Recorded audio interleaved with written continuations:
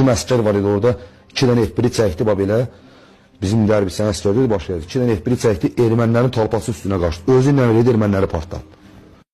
Tam General-Mayor Polat Həşimov şəhidimiz bizim postda Ağçınqıl döyüş mövqeyinə gəldi, əsgərlərimizlə bizlə söhbət elədi.